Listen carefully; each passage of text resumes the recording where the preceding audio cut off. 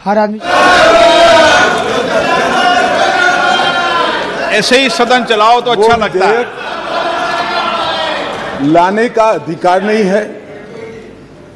संविधान के तहत संसद की कॉम्पिटेंसी पर भी सवाल उठाए गए हैं और दूसरा ये मुद्दा उठाया गया कि विधेयक जो लेकर मैं इस सदन के सामने उपस्थित हुआ हूं, वो विधेयक सुप्रीम कोर्ट के जजमेंट के भावनाओं के विरुद्ध है। मान्यवर, सबसे पहले मैं यह दोनों चीजों का बहुत डिटेल जवाब देना चाहता हूं, क्योंकि उस वक्त जब मैं खड़ा हुआ विपक्ष का मूड सुनने का नहीं था, आज कुछ अच्छा भी मूड दिखता है। तो मान्यवर, जब तक कॉम्पिटेंसी का सवाल है,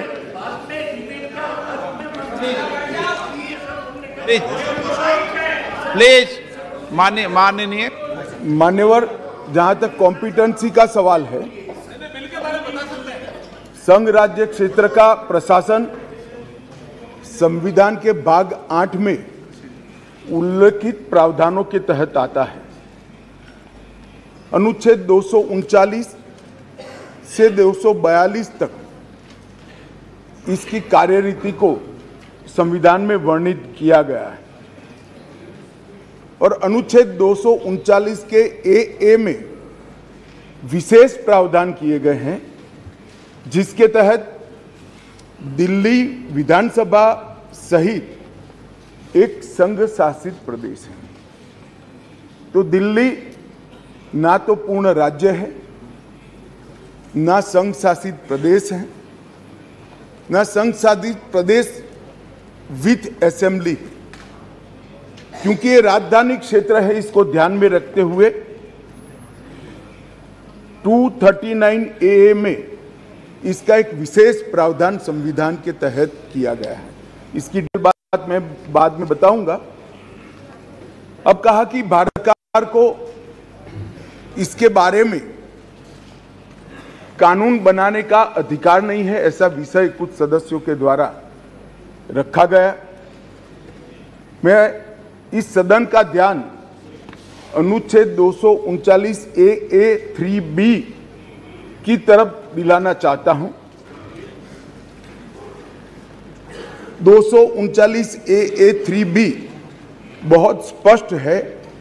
इसके तहत इस संसद को दिल्ली संघ राज्य क्षेत्र या इसके किसी भी भाग के बारे में उससे संबंधित किसी भी विषय पर कानून बनाने का पूर्ण अधिकार प्राप्त है। इसलिए कुछ सदस्यों ने जिस बात को इंट्रोडक्शन के वक्त यहां उठाने का प्रयास किया था, मेरा दायित्व तो बनता है, उस वक्त माहौल ठीक नहीं था, तो आज इसका मैं ढंग से जवाब दूं। मान्यवर, कुछ सदस्यों ने यह भी कहा हाथ में सुप्रीम कोर्ट के जजमेंट रखकर कि ये सर्वोच्च अदालत के आदेश के उल्लंघन कर इसको लाया गया है। मैं वो सभी सदस्यों को विनती करना चाहता हूं कि आपने सर्वोच्च अदालत के आदेश का अपने मनपसंद हिस्सा ही पढ़ा है। जब सर्वोच्च अदालत के आदेश को सदन में कोट करते हैं तो संपूर्ण आदेश का अध्ययन होना जरूरी है। उसका दूसरा हिस्सा भी पारदर्शिता के साथ सदन के सामने रखना चाहिए।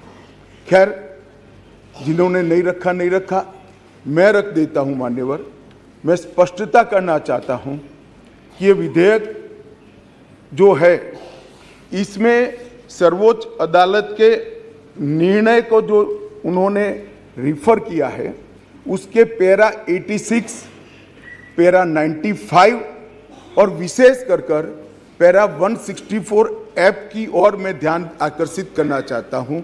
उसमें स्पष्टता से कहा है कि संसद को 239 ए के तहत दिल्ली संघ राज्य क्षेत्र के किसी भी विषय पर कानून बनाने का अधिकार है।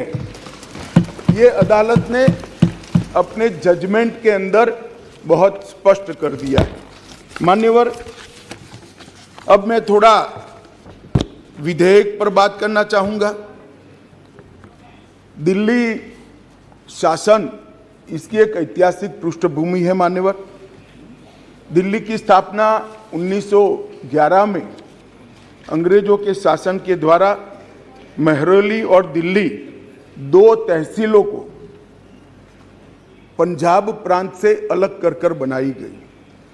1919 और 1935 में ब्रिटिश सरकार ने चीफ कमिश्नर प्रोविंस का नोटिफिकेशन किया और दिल्ली को चीफ कमिश्नर प्रोविंस के तहत रखा गया। आजादी के बाद पट्टाभी सीतारामैया समिति दिल्ली को राज्य स्तर का दर्जा देने की सिफारिश की थी। हालांकि जब सिफारिश संविधान सभा के समक्ष आई, मेरा विपक्ष के सदस्यों को विनम्रता से अनुरोध है कि इस बात को जरा गौर से सुनेगा। पट्टाभी सीतारामैया समिति की सिफारिश जब सदन के सामने आई, तब पंडित जवाहरलाल नेहरू जी, श्रीमान सरदार पटेल, राजा जी, राजेंद्र प्रसाद और डॉक्टर अंबेडकर जैसे नेताओं ने इसका विरोध किया कि ये उचित नहीं होगा कि दिल्ली को पूर्ण राज्य का दर्जा दिया जाए। मैं फिर से एक बार रिपीट करता हूं, किसने विरोध किया था? पंडित नेहरू ने किया था, सरदार पटेल ने किया था, राजा जी ने किया, राजेंद्र प्रसाद जी ने किया और अंबेडकर जी ने भी इसका विरोध किया था। और उस वक्त पंडित नेहरू जी के एक चर्चा के हिस्से को मैं सदन के सामने रखना चाहता हूं। 2 साल पहले सदन ने एक समिति, सीतारामैया समिति की नियुक्ति की और अब जब रिपोर्ट आया है तब दुनिया बदल गई है, भारत बदल गया है और दिल्ली काफी हद तक बदल गई है। इसलिए दिल्ली में हुए इन परिवर्तनों की परवाह किए बगैर उस समिति की सिफारिशों को स्वीकार नहीं कर सकते और स्वीकार करना वास्तविकता से पूरी तरह मुंह मोड़ लेना होगा। एक समय तो नेहरू जी ने संविधान सभा के सदस्यों को यहां तक कहा कि चूंकि नई दिल्ली में 3/4 संपत्ति केंद्र सरकार की है, इसलिए तर्कसंगत यही होगा कि इसको केंद्र के अधीन रखा जाए। बाद में जब अंबेडकर जी ने समापन किया, तब उन्होंने कहा, जहां तक दिल्ली का सवाल है, हमें ऐसा लगता है कि भारत की राजधानी के रूप में शायद ही किसी स्थानीय प्रशासन को मुक्त अधिकार यहां दिए जा सकते हैं। संयुक्त राज्य अमेरिका और ऑस्ट्रेलिया में जो राजधानी के क्षेत्र है, इसकी मिसाल भी उन्होंने वहां दी और उन्होंने कहा कि इसके लिए एक अलग व्यवस्था करनी चाहिए और संविधान सभा में इस पर जोड़ना चाहिए। खैर, मैं इसलिए कहता हूं कि आप जिस चीज़ का विरोध कर रहे हैं, ये सिफारिश किसकी थी ये आपको मालूम होना चाहिए। ये पंडित नेहरू की सिफारिश थी। मान्यवर, मैं उसके बाद में 1991 में सी स्टेट एक्ट के द्वारा दिल्ली को विधानसभा दी गई, परंतु 56 में राज्य पुनर्गठन आयोग की सिफारिशों पर दिल्ली की विधानसभा हटाकर उसको संघ राज्य घोषित किया गया। लगभग 3 दशक तक ये व्यवस्था चलती रही। 87 में सरकारिया कमेटी बनी, जो बाद में बालाकृष्णन कमेटी के रूप में जानी गई और 91 में 69वां संविधान संशोधन किया गया और इसके बाद दिल्ली राजधानी राज्य क्षेत्र शासन अधिनियम 1991, जिसमें मैं आज संशोधन लेकर आया हूं, इसको इस महान सदन ने पारित किया गया और वही विधेयक के अंदर, संविधान संशोधन के अंदर 239A जिसका मैंने जिक्र किया, उसमें इस संसद को राजधानी क्षेत्र के किसी भी हिस्से के लिए और किसी भी कार्य के लिए कानून बनाने के लिए संपूर्ण अधिकार संसद को देने का काम किया गया। मान्यवर, समस्या कहां से समाप्त शुरू हुई? 1993 से व्यवस्था चली आ रही थी। कभी भारतीय जनता पार्टी सत्ता में आई, कभी कांग्रेस पार्टी ने शासन किया, कभी ऊपर कांग्रेस का शासन था तब हमारी सरकार थी, तो कभी ऊपर कांग्रेस की सरकार थी तब नीचे हमारा। अगर कोई झगड़ा नहीं हुआ था, सब कुछ ठीक चल रहा था, क्योंकि किसी की मनसा अधिकार हथियाने की नहीं थी, सेवा करने की। कांग्रेस पार्टी ने भी भाजपा के साथ झगड़ा नहीं किया, भाजपा ने भी कांग्रेस सरकार के साथ झगड़ा नहीं किया, और बहुत अच्छे से चल रहा था, कोई डिस्प्यूट नहीं, कोई झगड़ा नहीं। 1915 में स्थिति बदली और यहां 2015 में यहां स्थिति बदली और यहां एक ऐसे दल की सरकार आई जिसका मकसद, मुझे कोई झिझक नहीं है कहने में, जिसका मकसद सेवा करना है ही नहीं, झगड़ा करना। माननीय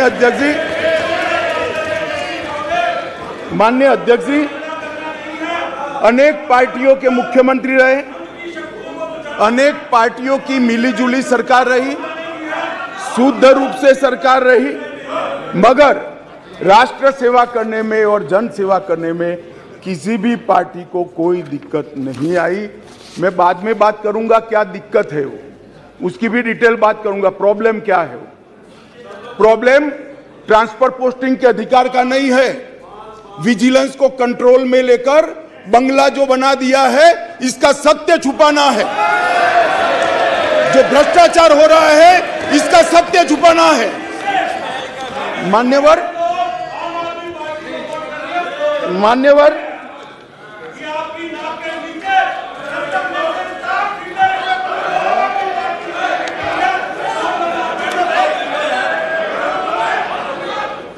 मान्यवर उसके बाद में 15 में अचानक ही दिल्ली राज्य सरकार ने एक विषय सर्कुलर निकाला जिसमें उन्होंने ट्रांसफर पोस्टिंग के अधिकार अपने हाथ में लिए। केंद्र सरकार ने एक नोटिफिकेशन निकाला, उसको हाई कोर्ट में चैलेंज किया गया। हाई कोर्ट का फैसला केंद्र सरकार के पक्ष में आया, इसको सुप्रीम कोर्ट में चैलेंज कर दिया गया, उसमें खंडित जनादेश आया, फिर संविधान पीठ बनी।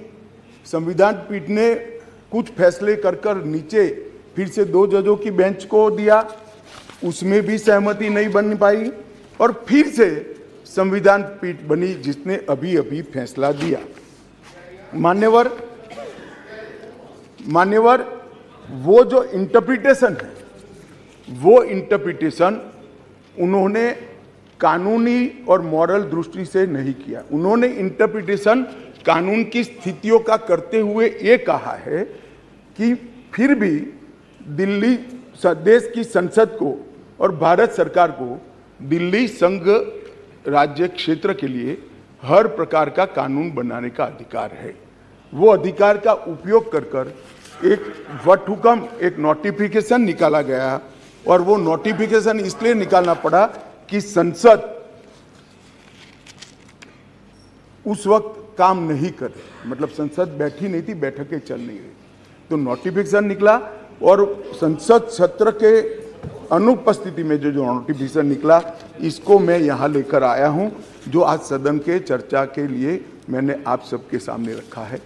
मेरा सभी पक्ष के सदस्यों से विनती है कि चुनाव जीतने के लिए, किसी समर्थन हासिल करने के लिए, किसी पक्ष का विधेयक का समर्थन करना या विरोध करना, ऐसी राजनीति नहीं करनी चाहिए। नए गठबंधन बनाने के अनेक प्रकार होते हैं। नया गठबंधन बनाने के अनेक प्रकार होते हैं। विधेयक और कानून देश के भले के लिए लेकर आते हैं। इसका विरोध या इसका समर्थन भी देश के और दिल्ली के भले के लिए करना चाहिए। अगर हमारी राजनीति में थोड़ी स्वीकृति कम है तो सबको मिलाना है। दिल्ली का जो होना है वो हो, जितना भ्रष्टाचार होना है वो हो। मंत्री कुछ भी करे, मुख्यमंत्री करोड़ों के बंगले बनाए, मगर हम विपक्ष में रहते हुए समर्थन करेंगे, क्योंकि हमें गठबंधन बनाना है। इस तरह से नहीं सोचना चाहिए। मेरी अपील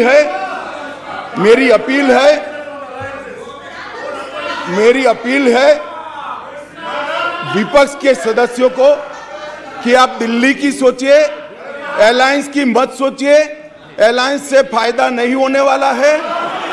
अलायंस होने के बाद भी पूर्ण बहुमत से नरेंद्र मोदी प्रधानमंत्री बनने वाले हैं। इसलिए ये अलायंस के कारण जनता के हितों की बलि मत चढ़ाइए। जनता सब देख रही है। अलायंस कर आप अगर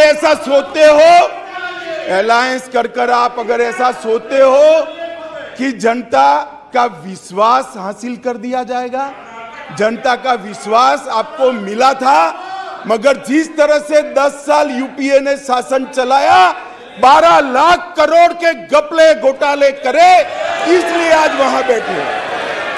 और मैं फिर से कहना चाहता हूं, दिल्ली